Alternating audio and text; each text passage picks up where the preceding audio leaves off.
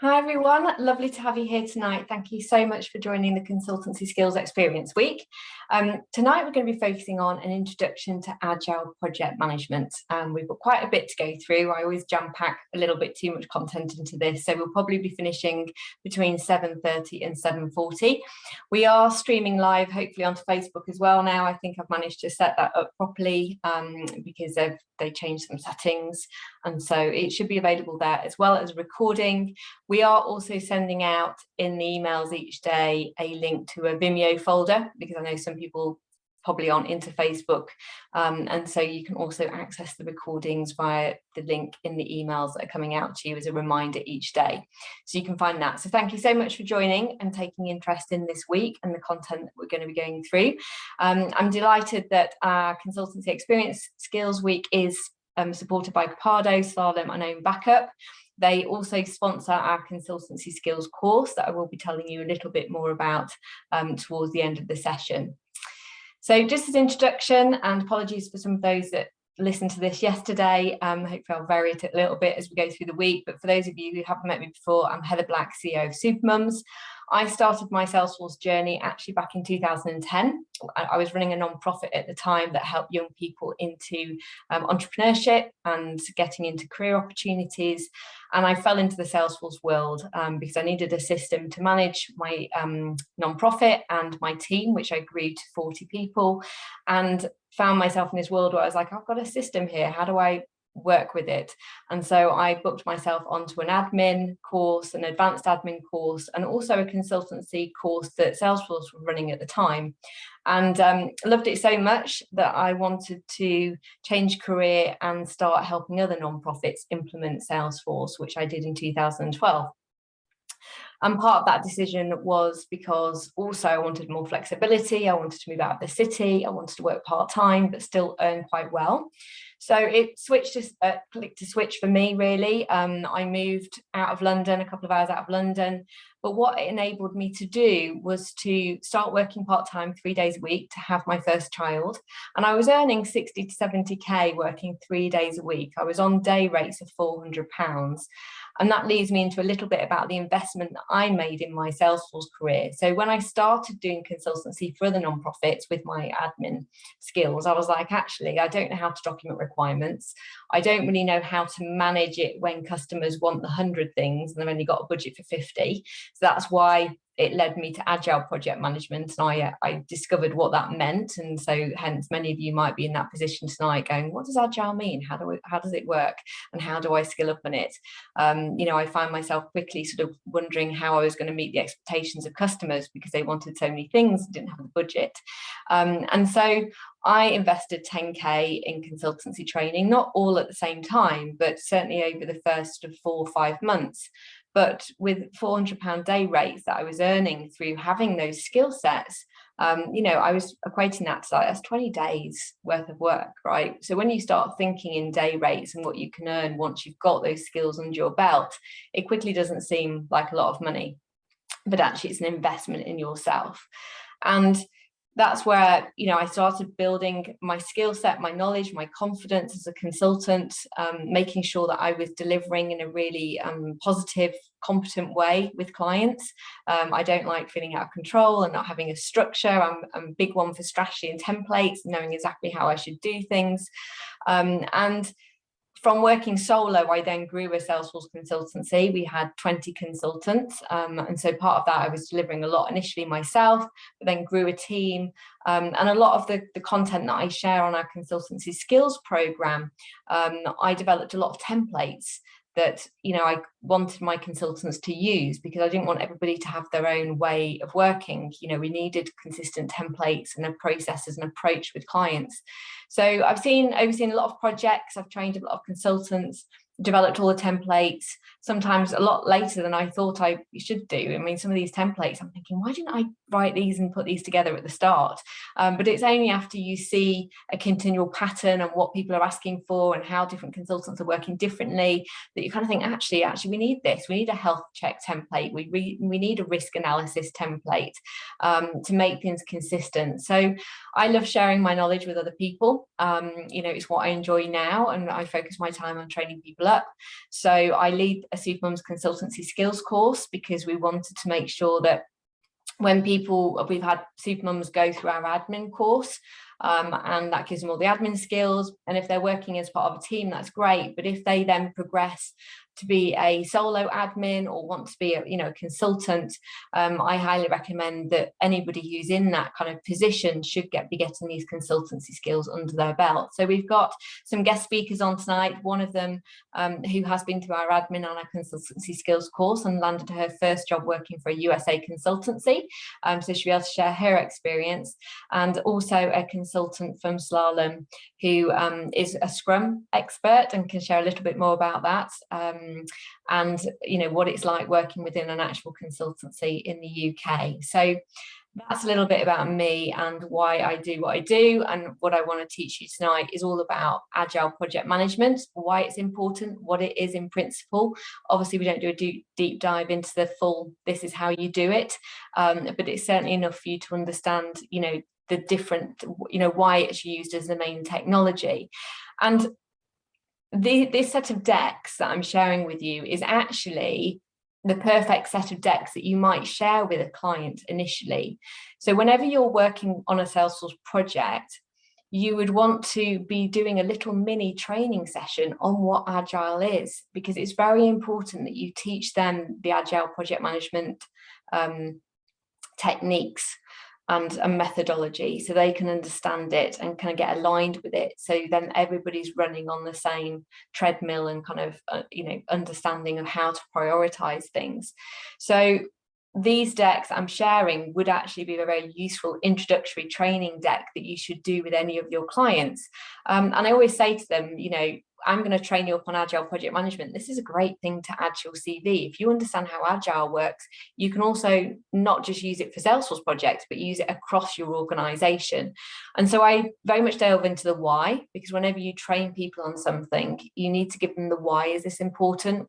Why are we using this technology, this methodology? And sort of educate them on that bit, as well as the how. So it's the why, the what, the how, and then the when is let's get cracking. So what is Agile project management? It's an umbrella term for different methods. And part of that confusion for me when I came across Agile project management, I was going, well, how do I manage these projects and all these requirements? I was like, oh my God, there's all these different methodologies. Which one do I learn? And it's kind of very confusing to start with.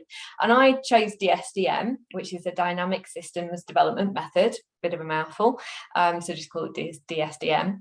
And that is actually a really, really good umbrella Agile methodology, because what it does is look at the full project life cycle from start to finish. And I recommend it as the all-encompassing one. Scrum is the second one, and that's very regularly used within the Salesforce environment as well. But Scrum is really nickling down as to how to manage the technical requirements, and sort of having regular sprints. And I'll sort of talk a little bit around that. So DSDM and Scrum are the most common ones used, I would say, within the Salesforce ecosystem. And then you've got Lean, and there's various other ones as well. So there's various methodologies out there. There's also quasi waterfall and Agile project methodology as well. People make up their own sort of versions. But DSDM is an internationally recognized one, as well as Scrum. So in principle, moving on to the next point, it is a lot about prioritization and iteration. So with Agile, it's about having a fixed budget, a fixed time frame, but what you are within that is about prioritizing requirements and deciding on requirements as you go through the project. It's not about having everything agreed up front. It is about working through requirements, prioritizing them as you go, and iterating to get to a level of quality that is felt sufficient. You might not get the Rolls Royce. You'd want to kind of bypass maybe, it's wrong saying minis now, because minis seem quite posh, but the cheaper car, to like somewhere in the middle.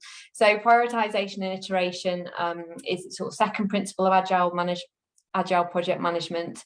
It is considered the norm for technology projects, so that's really a good point to put across if you were training a client on this. And you also want to think about your project management practice. So for anybody listening tonight, if you've got any specific tools or systems you use, please do share those in the chat as well, and ask any questions. We have members of our team online tonight as well that can answer any questions as we go through this. So you want to make sure you've got tools and systems to manage requirements, time and cost as well. It's really important that you kind of practice what you preach. Now, as a consultant, as I mentioned yesterday, you might wear many hats. You might be the Salesforce expert, the BA, the project manager, the change management consultant. You might do all of these things, and that's quite common in a quasi role. But equally, if you start doing agile project management and managing things, you might not be comfortable with it. And the reason for that is sometimes you as a person might not feel comfortable with a client saying, I can't deliver the 100 requirements, you've got to decide on 50. Some people feel really uncomfortable about saying that. And if that is you, then agile project management might not be the right methodology for you. You might be best specializing in being a BA or a Salesforce consultant that doesn't do agile project management. So it does take a little bit, dare I say, balls being an agile project manager. It is about saying no. It is about educating the client that they can't have all the requirements that they want, that they have to choose and prioritize requirements that fit within time and budget restraints. So you have to have that confidence, that assertiveness, that boldness to hold the client to account. And unfortunately, on many occasions, having run a consultancy, I've seen clients sometimes take the mickey of that, and push back. And our learning from that is going, well, we didn't obviously educate them enough, or they weren't bought into it, or they are just taking the mickey, and actually, we did do what we did, but they're not really listening to that because they haven't got what they wanted. And that maybe is because they haven't prioritize things properly. And what you have to do is really push back on that prioritization and hold them to account that these are the most important things, the must-haves we talk about being done. So it does require a level of confidence with agile project management. It's not something that suits everybody. I think the problem of not doing this properly is that requirements are not correctly prioritized and budget is spent on the wrong areas. So what you can't do is have 100 requirements and just crack on with them in whatever way possible if you know there's not going to be enough budget, because the client will turn around and say, well, hang on a minute, we've run out of budget, but you didn't ask me which, I would have prioritized this over that had you asked me. And they're the situations that I've seen, unfortunately. So what you end up with is a client that's saying, well, why didn't you ask me to prioritize? I would have told you this rather than that, which means then your budget will go over and you have to pay for it as the consultant. Or you might end up with a half-baked solution that isn't going to meet the client, isn't meet the client's needs, so they can't go live. And so the outcome is that projects are not delivered on time and budget. And the whole ethos of project management is that projects are delivered on time and budget. That's what success looks like. So making sure that you're tracking which requirements, what's being prioritized by the client, very importantly, and that you're in control of time and budget for all of those requirements is really key. Because if you go over without informing the client, you're, as a consultant, responsible for that. And so that's the biggest thing that you've got to hold. And you'll end up with the technology that does not align to business need, and somewhere somebody's got to pick up the cost. So it's a really important methodology. As I say, it's one that you've got to be bold and confident with. You've got to understand it. And I think the best thing about doing the training, the reason why I always I'm paid for my consultancy team to do the training, is you've really got to own and feel that level of confidence with Agile, because it is about pushing back. It is about saying no to all their requirements. It is about holding them account. And so it's not a methodology that you can take lightly, and you've really got to own and understand it and feel confident with it, which is why I always put people on the training course so they really absorbed it and embedded that knowledge within them. There's some stats here that I would always share with clients as well to explain why Agile is the norm, and to get them on the same page. So there's some great stats here. So organizations increasingly embrace Agile as a technique for managing projects. A full 71% of organizations report using Agile approaches for their projects, sometimes, often, or always. Senior executives increasingly recognize that Agile is eating the world, and this was in a McKinsey report. And then a report by APMG, which is the international body that I did my training certification with. They did a whole report, and it says the more that agile methods have been used in a project, the greater the success of that project meeting all of its aims. It evolved in the 90s with a specific focus on technology projects, but it is used by large and small organizations on all beyond just technology now. And so I think that's where you can really add the value to any client by teaching them and educating them on agile project management, and that might change the whole way that they start working as an organization. Just to explain the comparative to waterfall to agile, many of you might have more traditional project management backgrounds. Waterfall is where budget and time can escalate, but the condition normally is that all requirements get to be delivered. Now, where budget and time escalates is maybe on the client side, maybe on the consultancy side, depending on what agreements have been made. Typically, you would do all the design up front and agree all the requirements up front, which means there's little flexibility throughout it, which is more of a challenge if it's a 1, 2, 3 year, 4 year project, and you focus on design first. With an agile approach, budget and time are fixed. So a client will say, look, I've got 10 grand. We're like, okay, let's crack on. We'll prioritize things as we go through, and you don't agree everything up front. Requirements are prioritized to business need throughout. Flexibility is key, and you design throughout as well. It's good to get obviously a big chunk of design up front, but also you continue to iterate and develop what people want. So for those of you that are visual, this is sort of visual representation of the traditional approach versus DSDM approach.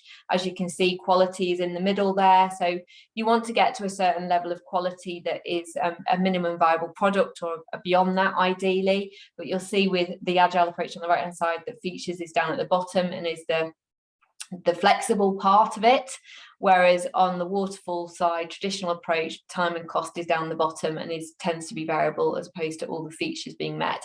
And though, as I say, with waterfall, it can sort of work either way. It can sort of be an extra cost for the client or the consultant. So why agile? Why did it come about? Well, what I've found working on Salesforce projects is that there's rarely a detailed technical specification designed up front. So I've had potential prospect clients come to me and say, how much is it going to cost for me to implement Sales Cloud? And I'm like, that's $1 million question. Like, I can't tell you that unless you've got a detailed specification, because how long something takes, depending on how many fields you've got to build, how many email templates, how many reports, how many workflows or flows now, there's all this stuff, do they need a partner community? I mean, there's so many things that could need to be built that unless you've got that level of detailed specification, it is really impossible. So with Agile, you'd be saying to them, what's your budget? Look, are you happy to work in an Agile way? So an Agile means that they commit 10 grand to the project, and then you just get stuck in using that budget for design, for build, and they know that they might not get everything that comes out of the design sessions, but they're happy to prioritize to get whatever they can within the 10K.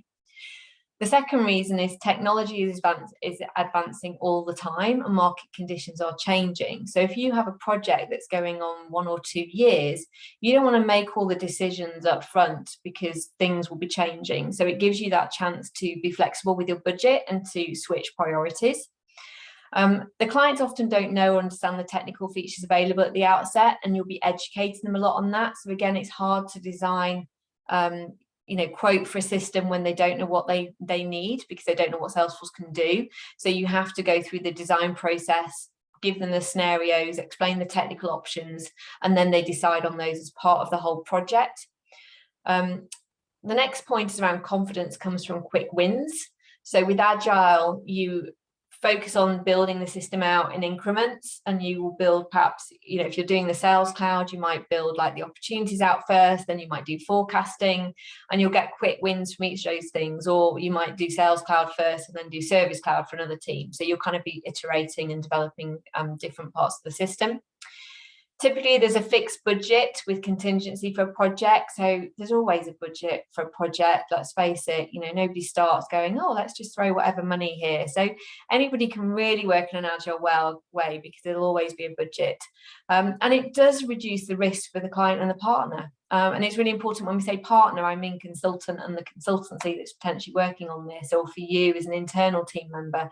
It does reduce the risk because it both means you are likely to get what you need from it. The client can prioritize what they need, and the consultant means that they're not going to be held to account to deliver 100 things when there isn't enough budget to, because you can't be working double the amount of hours to deliver on it when there's not enough budget available. That's not your fault, and the client needs to sort of understand that. So the value of business, the value of agile methods here is it helps adaptability to changing market customer needs. It allows for better cost efficiencies and fastest time to market. It also supports improved quality, satisfaction, and project success. And there's a report here again that supports this. And teaching people these things is really important, and giving stats, because you will get people in the coaching session on Thursday. I'll talk a little bit about learning styles, but people have different learning styles, and one of those learning styles is audio digital, and they want to know these facts. They want to know why agile, what's the research behind it, why is it the best one, because you'll need them to buy into that. So these stats are really valuable, and I'm sure there's some of you on the session tonight that are that way inclined as well.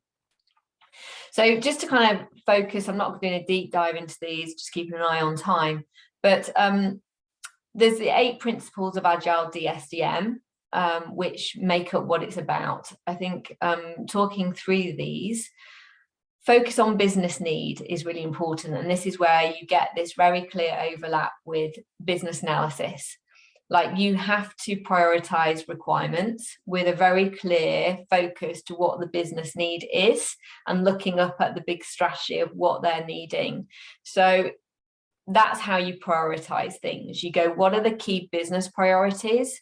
And looking at the list of the 100 technical things that we've talked about doing, which of those technical requirements are going to best align with that business need? So Agile very much aligns with the business analysis work that you will have done as part of the session.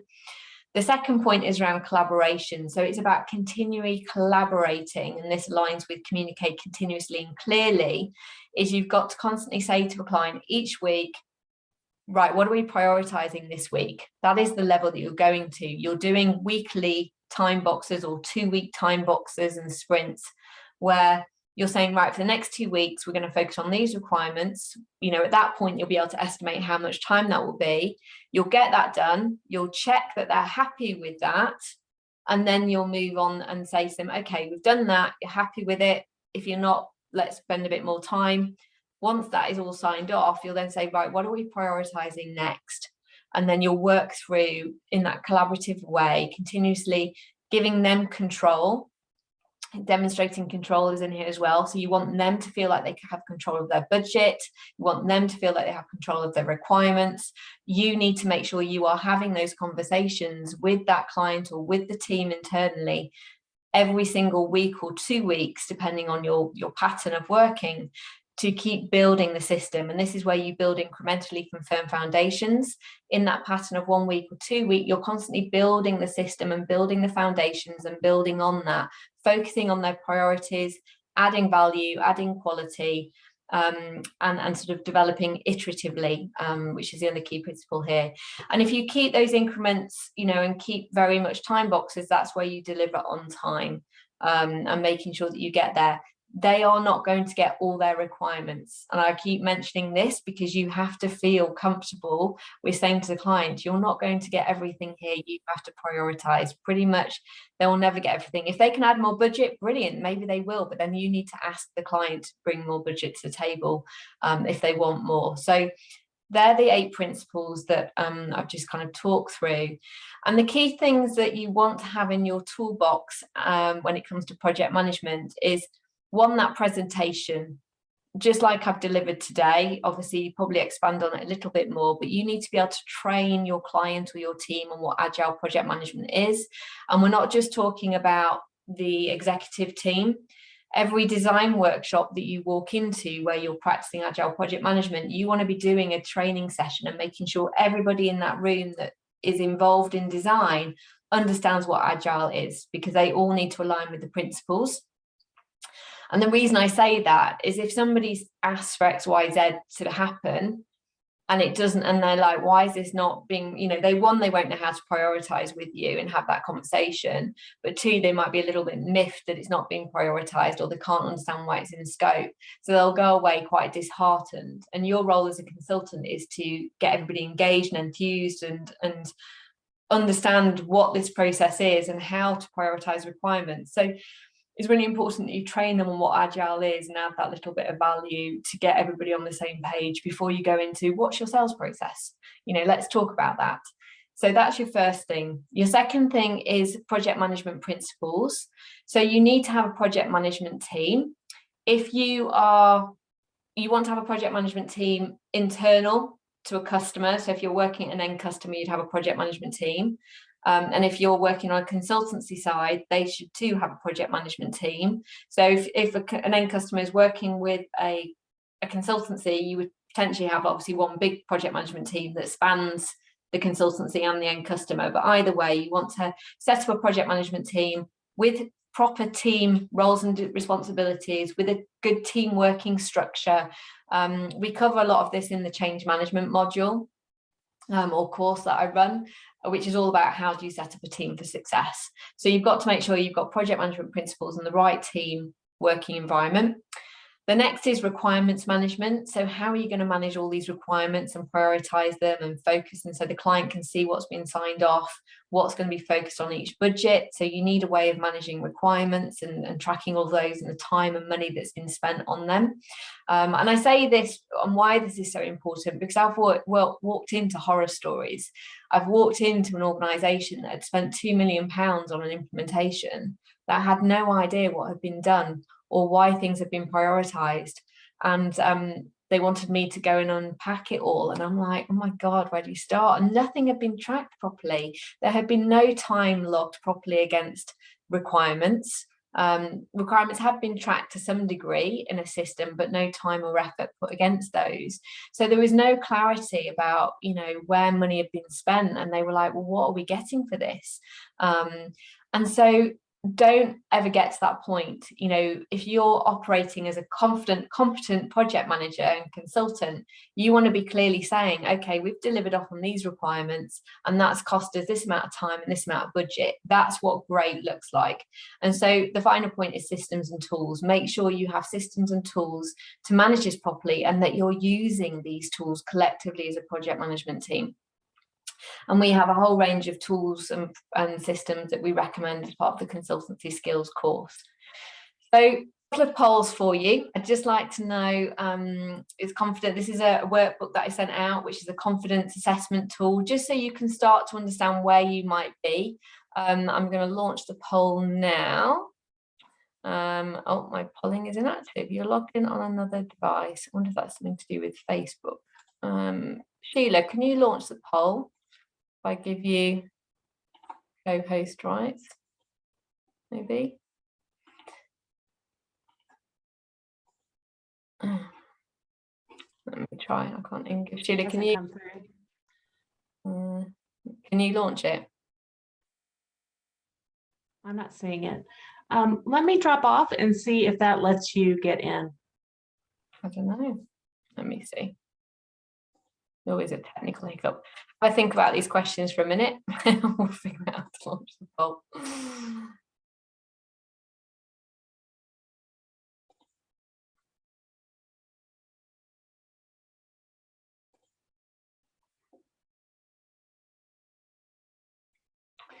So we've got, how confident do you feel prioritising requirements with clients and agreeing what is in and out of scope if they do not have sufficient budget?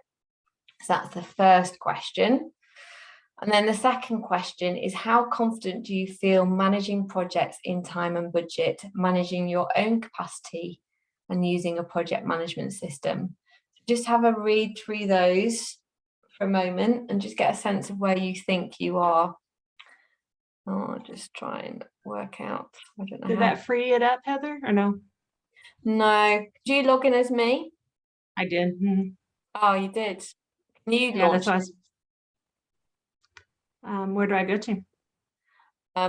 It should be on the panel. So okay. On the panel, on the main panel, it says polls, and you can launch day 2 poll. Can you see that? It's up. Oh, Got brilliant. it. Thank you. There's always This one is technical hitch sent to throwers, isn't there, every night? What will it be tomorrow? I wonder. So I'll let Sheila might be able to see what's going on. I can see it. I can't see it. It's not there. You can't see anything, can you? I'm sorry. What's happening? What's happening? Great things. No, right now we have, it does say day one, but I think that it still tracks correctly. Have you looked at day 2? We've got day 2 there. That's what launched when I launched it. Oh no, you can choose which day. Maybe check if there's another poll for day 2. Let me look again. No, it's the only one that came up, but I think the confidence measurement, I think you can still use, if you will, use the same buttons, the very confident, good, confident, fairly confident. You can use the same buttons to accomplish, question 1. And we have 50% at fairly confident, 10% at good, only 2%, now 4% are very confident. Oh, awesome. 31% low confidence, 5% no confidence. So we're aiming in the middle, 53% right now at fairly confidence. Good. Well, that's good. That's good to hear. So let me end it. To do a sense check of where you're at. Thank you, Sheila. We got there eventually. So that's always good to sense check, where you are. What we want to do is build your confidence, or you to feel confident, like, how am I doing on this right now? As I say, for some of you, and I've always been quite honest with people, it might not be the right bit of the job role for you, because maybe you feel uncomfortable saying no to people about requirements, and that's okay, right? You don't need to force yourself to be in a position, and you can be a Salesforce consultant professional focusing on more the business analysis and the technical design bit, and not the project management. Whereas if you love the project management, you're very happy with that, that's an area to kind of choose to focus on. So those are all reflections. Now, just to talk a little bit about our course, before we kind of get the guest speakers just to share their experience.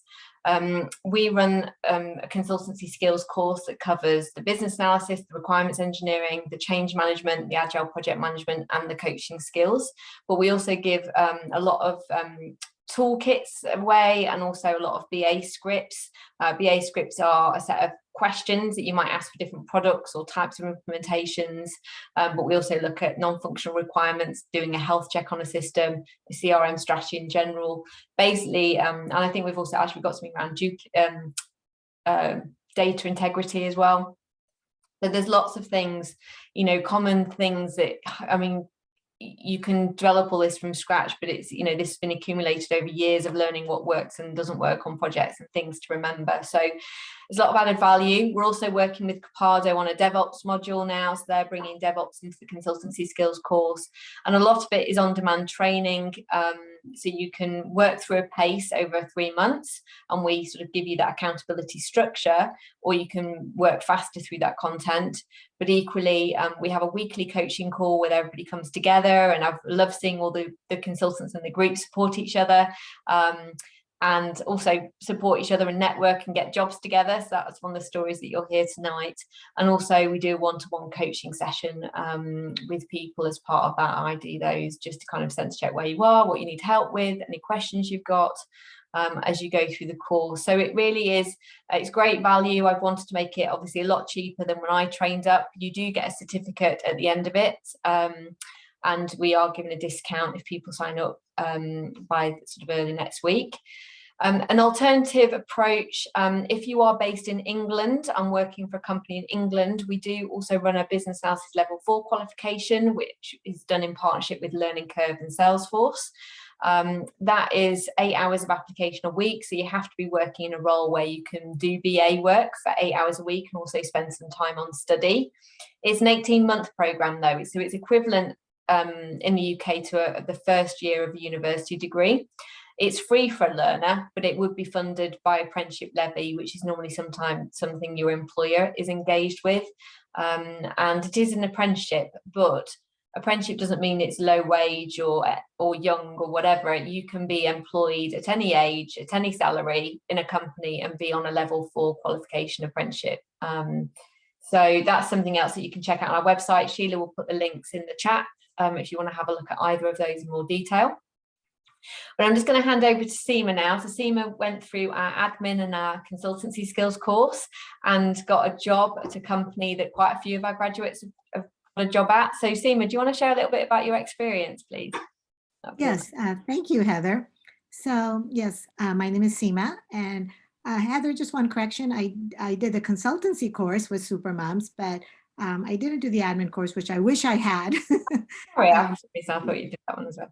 So when I joined consultancy course, I had my admin certification self-taught, but on hindsight, I think it would have been better if I had done that admin course first, because I think Heather's course is just much more overall, you know, you learn a lot more, you work on projects and all that, and self-taught was not as thorough as I think her course was. So I joined the consultancy course last fall, and really enjoyed it. I knew nothing about Agile and business requirements and business analysis. And as a result of taking the course, I was able to network with another supermom, as Heather was mentioning, and she had been in the same course as me, and she had joined a company called Liberty IT Systems here in USA. And Liberty IT is a government contractor, and they have contracts right now with the VA, which is the Veterans Administration here in the US. So I was hired as a Salesforce business analyst. And definitely, you know, part of my interview was like, did I understand Agile? You know, did I understand a little bit about gathering requirements? And I was able to get through that interview well and get hired, I think, definitely because of the course. I hadn't had any knowledge previously to the course really about some of these consultancy skills. And at the Liberty, yes, I'm a business analyst, and we do full Agile. We are very Agile, and we do the Scrum process. So we have sprints, and currently on the project that I'm on, we do like 3-week sprints. And we so I'm the business analyst who interfaces with the customer. I do weekly meetings with the customer to gather requirements. And it was challenging because, you know, I'm new to Agile and new to this, but I've been fortunate that they're very, you know, I have some mentors and they, you know, help you through it. And definitely I understand what Heather's saying, the requirements can change.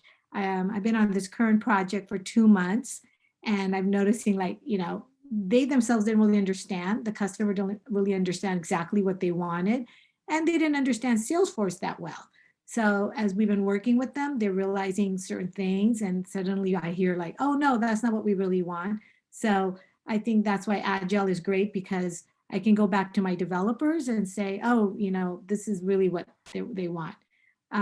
To do Agile, we use something called Jira. Jira is a tool, a program, and that's where we have our sprints listed, and I'm responsible for creating user stories.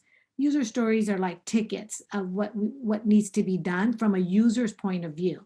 So as I gather my requirements, I write the user stories, and then I work with the developers to, you know, help them understand what the requirement is. And the user story is basically a requirement and kind of broken down so that developers can work on it in Salesforce. And there's definitely, someone mentioned scope creep earlier. That's one of the other challenges is, yeah. And Heather's right, you need to have a little bit of boldness to sometimes tell the customer that, you know, this is not what, you know, was in the scope, and, you know, it's not in our budget and time. And that's taken me a little bit of getting enough, you know, boldness to tell them that. Fortunately, on my customer calls, I do have like an architect, a Salesforce architect, and my project manager. So that helps me be a little firmer with them for some things that they want to add on, and that we're not supposed to really work on that for this initial project. Yeah, and then the other skill that I found that I need is like presentation skills. So I do give a demo as we start creating some of the product. I am responsible for doing some of the demos to the customer to show them, okay, look, this is what we started creating. and then I get their feedback. And that's been really useful. And I found that, I later in life went to Salesforce, but all our skills from our background of, wherever we come from, various backgrounds, various jobs we've all worked in, those common sense skills do come into play a lot. Dealing with people, dealing with both your own developer team, dealing with the customer, and learning to talk to all of them. And that's why I dig down deep and I pull out those skills when I'm working on these things. So yeah, that was basically it. Heather. Thank you so much, and congratulations on getting your role. It's really exciting seeing people going to the ecosystem and learning so much. And we've got Katie and Melissa that are all working at Liberty Solutions, haven't we? So Melissa's going to be with us tomorrow night. So it's fantastic kind of to hear what's going on, how it's working in your organisation. So thank you, Seema. We've also got Jada here tonight as well from Slalom, so she can tell us a little bit more about her experience and how it works within her consultancy. Are you there? Hi everyone. Thank you for inviting me. I'm very, very excited to be here. Just gonna introduce myself quickly. My name is Gada. I work as a senior delivery principal for Slalom. I did my admin certification in 2010, and that's when my Salesforce journey has started. And then quickly after that, I followed up with a Scrum Master certification. I think it was about 8 years ago. So I do have a lot of experience trying and failing different Agile methodologies, particularly Agile and Scrum. I've also seen clients using waterfall methodology. So I would like to spend just a little bit of time sharing my experience, seeing what's working, just sharing what has worked and what hasn't worked. Currently, I'm spending a lot of time implementing Scrum across multiple projects that I'm using. And just to give you a little bit more, and thank you, Heather, you give an amazing overview of Agile, and just want to talk a little bit more about Scrum, which is just another way of doing Agile methodology. It's still based on the same principle of having an iterative and incremental approach. The idea is to fail fast, to have a very adaptable, fast and flexible framework. What I find about Scrum is it's very customer centric. The customer is strongly engaged during the process. There is a collective accountability, and it does enable a more harmonious relationship between the project team and your customer. The way it works, it's the same principle. We start with having the general idea of what needs to be built, and that's where the requirement phase becomes really, really important. And I will not emphasize this more. The stronger the requirements are, the better the project is going to be successful. The reason behind that, the requirements are kind of the contract, and it's something that can be validated by your client. They read the requirement and they can say, yes, that's absolutely what we need.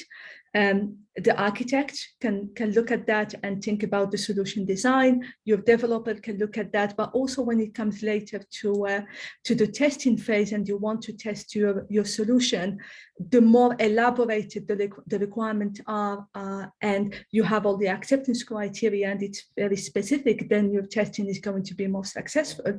And then your testing will cover more scenarios, and you will have less bug when it goes to production. So I cannot emphasize enough how important to have that, to develop that skills of trying to gather the requirement. It goes from being able to ask the right question, being able to being very specific when the client asks for sometimes, let's get into the details. What does it really mean?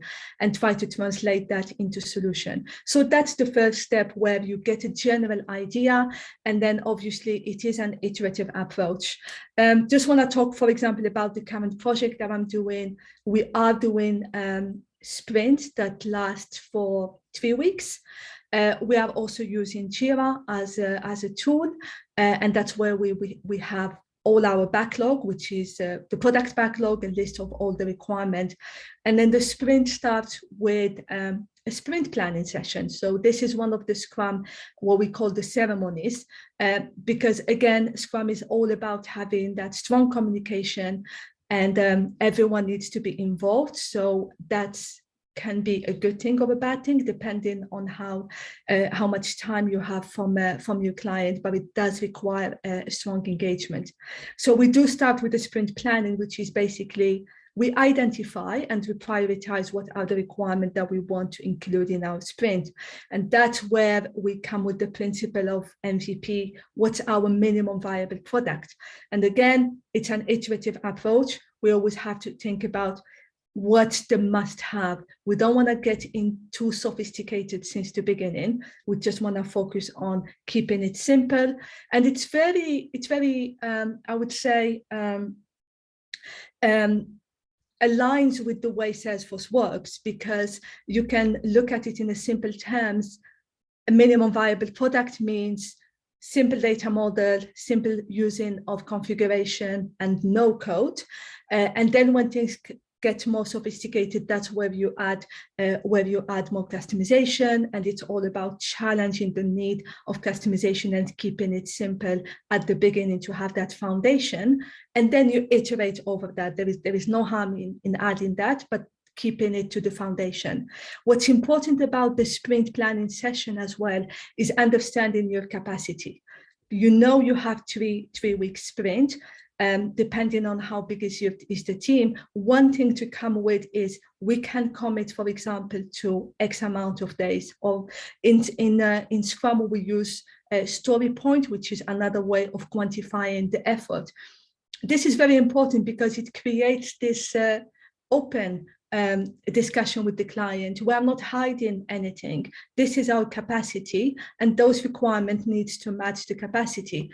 Otherwise, we won't be able to deliver. So you are anticipating those conversations rather than coming at a later stage and saying, oh, we cannot deliver that. Let's anticipate that, and let's be open about it.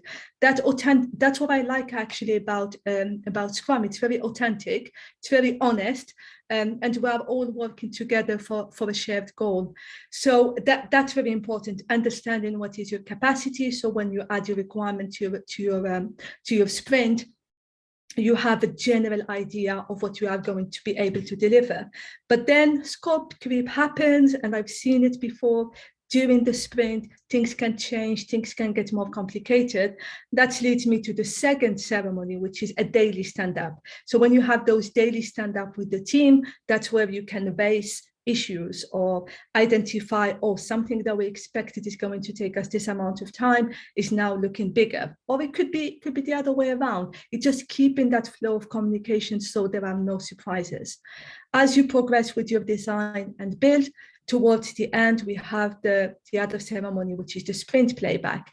And that's where you showcase, here's the requirement that you ask for, and that's how we designed it and we built it. And that is an opportunity to, again, create that alignment, make sure that your client is seeing what they are actually expecting.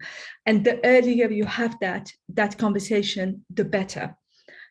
So that's in summary how a sprint goes. What I wanted to add is, just again, what would happen during that sprint playback, there will always be surprises where, oh, I didn't expect this to happen this way. But then that's where you add your requirement, and then you move on. You add them to your backlog, and then when you have the next sprint, you can start from that. So at the end of the sprint, that's when we have as well the sprint retrospective. And that's an opportunity for everyone to share what went well, what didn't go well, and what we can improve. Again, another forum for communication and bringing everyone on the same page and allowing everyone to provide feedback on how things are going. So as you can see, there are a lot of touch points. There is a lot of communication being in place, and again, it depends on your client. Some clients will not have the time to do that, but what I've seen from my experience, that actually helps to make the project more successful, to also have less surprises, because if they are not engaged as much, then they will see towards the end, and then there might be surprise, and you have a big gap between what was expected and what was built. Just one thing I want to touch on is the methodology, for example, Scrum, tend to be very fast-paced, and those sprint can be very busy. And one of the things that happens is documentation gets overlooked. So we end up being very busy with requirement and building and making changes. I just want to add, keep in mind that you still want to have some time to retrospectively document your project. It doesn't have to be the same way as we've seen in the old days with the waterfall, where you have very detailed, specific documentation. I can tell you, in the Salesforce world, I've never seen that. But at least toward the end, before you go live, make sure you have documentation. So something that they can go back to after the project is live, at least something is documented. And it's one of those things that I wanted to highlight. I've seen being overlooked because everyone is so busy, and we want to build, we want to design, we want to test, but that really becomes important, especially after the project goes live. I've seen it over and over, and the project ends, and then we have an issue and we don't even know how to solve it. So Yeah. that was my summary on Scrum, and yeah, I'm happy to take any question if you have any. Thank you. That's really interesting. And actually that last point is really useful to make. So there is, some people say, oh, well, Agile is, doesn't require documentation, like it's about not having a certain level of documentation, but I think it's about putting that on a scale. So with waterfall and traditional project management, it's very, very document heavy, and that's from a project management point of view, not necessarily the business requirements point of view.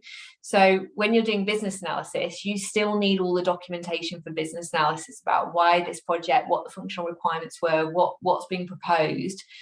Agile doesn't mean getting rid of business analysis documentation, but what it does mean from an Agile point of view and from a project management point of view is that you might have less documentation around project management principles, and they're very different things. So, because I've always had some people, oh, well, we don't need to write documentation. And I was mentioning yesterday, clients are up in arms because they're like, well, what were our requirements? Why did we prioritize things? So don't get confused between BA documentation and project management documentation. As you rightly mentioned, you need to document what the requirements have been, what's been proposed from a technical point of view, and you need to allocate budget for that. So budget has to be reserved for that. And also, we don't obviously touch on training, but you've also got to also remember there's enough training for enough budget for training and making sure that you can embed the system. So you've got to reserve that amount of budget and not get caught up on that all being the technical requirements. But that's been really useful to kind of just look at different perspectives, look at the difference between DSDM and Scrum. I think people technically learn, there's both of those principles that are out there. And as I say, there's lots of people asking in the chat about different certifications.